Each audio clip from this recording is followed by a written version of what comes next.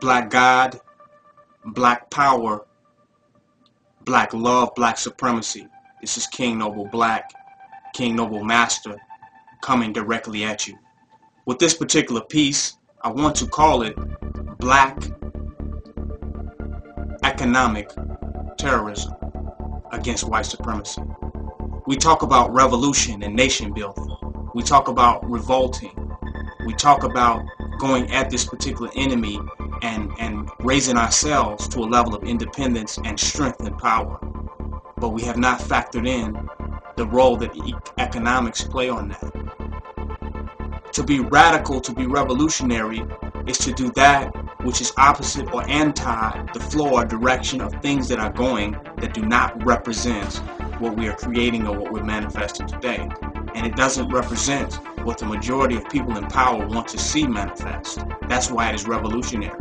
If the majority of people in power want to see it manifest and see it come into being, then it's not revolutionary at all. It's consistent with the mainstream reality. It's consistent with what's already going on, so it's no need to call that a revolution. So what would be revolutionary? Revolutionary now is to see the black man come into power, is to see us establish our own sovereign independent nation, our own sovereign independent dominion from these Europeans. This is revolutionary. This is something radical. So you have to be radical on every aspect of your relationship to black enlightenment and black supremacy. To support economically this coming into existence consistently, this is radical. This is an act of rebellion, because we're supposed to support their corporations, their franchises. We're supposed to support them continuing to maintain and stay in power.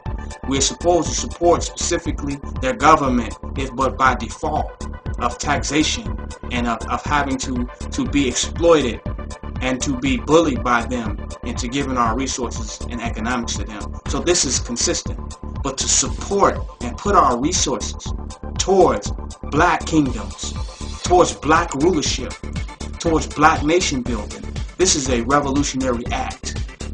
This is not happening.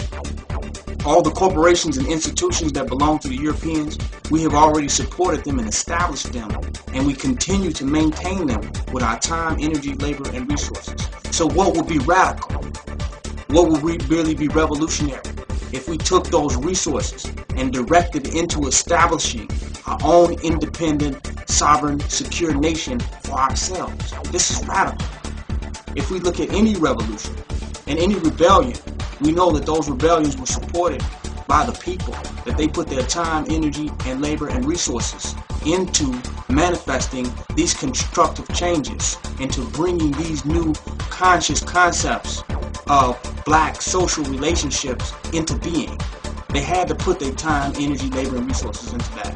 So what will be revolutionary today, what will be radical, what will bring about this shift, is that you use your economics, use your time, use your energy and your labor and put it into black supremacy, black enlightenment, black nationalism. Then it will build, then it will manifest. We think that revolution is constantly just going at the enemy, constant dialogue with the European, constant arguments, constant seek to argue our position against theirs. No, revolution is consistently supporting and putting all our time, energy, labor, and resources into building and developing our own. That's the most important part of revolution. When you think of revolution, when you think of rebellion, you see people putting all their energy, time into change. You see them working intensely. You see them being very determined and very focused and very centered in their objective to build and establish their home for their people. That's what we're doing today. So we're going to have black economic terrorism against white supremacy.